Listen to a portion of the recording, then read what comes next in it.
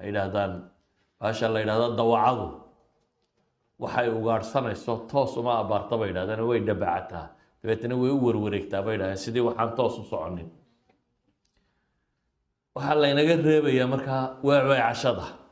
waxaa laynaga rabaa inaynu qumanaanno oo diinta ku qumanaanno oo ilaahay jidkiisa ku toosnaanno ilaahay intaynu rabbi kala kulmayno.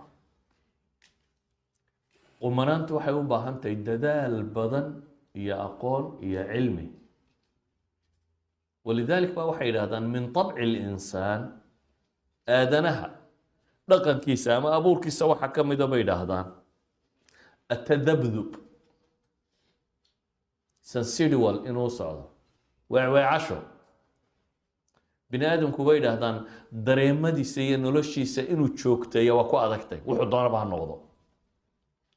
shaqo ha noqoto, mashaacirta iyo dareenka iyo ixsaaska ha noqdo, nashaadaadka iyo activity-gaad qabanaysa ha noqoto. bini aadamku joogtaynta inuu waxaa joogteeyo wax fudud maaha.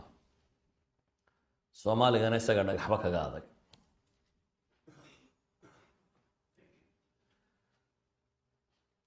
maxaa loo joogtayn kari waaye? kow waa mowduuc alimtixaan. waa meesha laynagu itixaamay ee la rabo ma ku guulaysanayna mise waa ku dhacaynaa. sidaa laynoo abuuray waxaana lagu talagalay in layna itixaamo. aadanuhu wuxuu leeyahay shahwaatu nafs, waxyaabadan oo naftu ay jeceshahay. waxaa kaloo ku xeeran shayaaiin اljini walins, kuwa dadka lumiyo badan oo bini aadamkana ka mid ah jingana ka mid ah. bini aadam dadka lumiyo tiro badan ayaa kugu xeeran.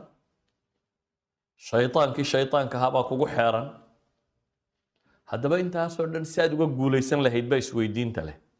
waxaana laynaga rabaa inaan naftu inaga bixin ilaayo inagoo muslimiina mooyaane.